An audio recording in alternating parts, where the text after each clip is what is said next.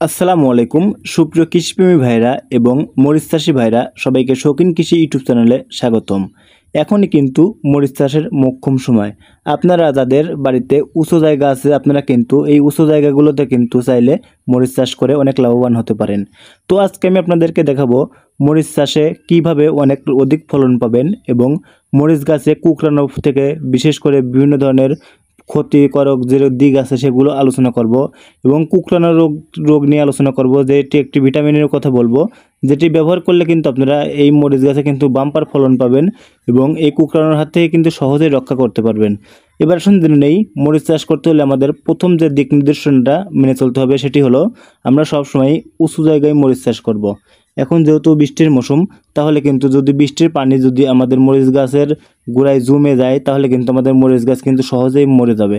তাই মরিচ গাছকে জীবিত রাখতে হলে কিন্তু আমাদের অবশ্যই উঁচু জায়গায় মরিচ চাষ করতে হবে এবং মরিচ গাছের মাঝ দিয়ে লাইল সিস্টেম করে দিতে হবে এবং নিচু করে দিতে হবে, যাতে বৃষ্টির পানিগুলো যত সহজেই এই নিচু জায়গা দিয়ে বেরিয়ে অন্য স্থানে চলে যেতে হবে। এখন কিন্তু বৃষ্টির মৌসুম, আর এই দিক সময় কিন্তু মরিচের অধিক লাভবান ফলন পেতে হবে, কারণ এখনই কিন্তু আপনাদের মরিচের কিন্তু এই বর্ষার সিজনে দেখা যায় যে মরিচ কিন্তু আপনার বহুত দাম বাড়ে বা অনেক দাম বৃদ্ধি পায় এই সিজনে আসে। তাই আপনারা চাইলে কিন্তু এখনই মরিচ চাষ করতে পারেন। তো দ্বিতীয় কারণ হচ্ছে অনেক সময় দেখা যায় যে মরিচের কিন্তু ওইরকম ফলন হয় না বা মরিচ একটা কুকড়ানো রোগ থাকে। আপনারা চাইলে কিন্তু এই মরিচ গাছে অধিক ফলন যেগুলো আছে সেগুলো বাড়াতে চাইলে কিন্তু আপনারা একটি ভিটামিন প্রয়োগ করতে পারেন।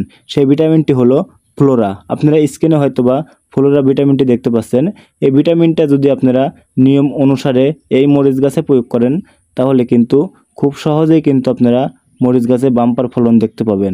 এবং এছাড়াও বিভিন্ন ধরনের আপনার কীট পতঙ্গর হাত থেকে কিন্তু সহজে রক্ষা করতে পারবেন এবং বিভিন্ন ধরনের আপনার যে সকল রোগ আছে যেমন কুকড়ানো রোগ, এছাড়াও যে সকল রোগ আছে এই একটি ভিটামিন প্রয়োগের ফলে কিন্তু আপনারা আপনাদের মরিচ গাছে কিন্তু বাম্পার ফলন পেতে পারেন। এবং এছাড়াও অনেক সময় দেখা যায় যে আমাদের মরিচ গাছের মরিচ কিন্তু কুকড়ে যায় বা মরিচের ভিটামিনের অভাবে কিন্তু মরিচ গাছের সেরকম কোনো তাজা হয় না বা সেরকম সতেজ দেখা যায় না বা সজীবতা যে সতেজ একটা গাছের ভাব আছে সেইটা কিন্তু আমাদের কাছে দেখা যায় না। আপনারা দেখতে পাচ্ছেন আমার মরিচ গাছে কিন্তু বিভিন্ন ধরনের নানান সমস্যার সম্মুখীন দেখা দিছে। আমি যদি এখন এই মরিচ গাছে ফ্লোরা ভিটামিনটা স্প্রে করে বা বিভিন্ন ধরনের স্প্রে করে যদি আমি নিয়ম অনুযায়ী প্রয়োগ করি তাহলে কিন্তু এই মরিচ গাছটা কিন্তু সজীব এবং সতেজতা ভরে যাবে। তাহলে কিন্তু আমরা এই মরিচ গাছে কিন্তু অধিক আকারে বাম্পার ফলন পাবো।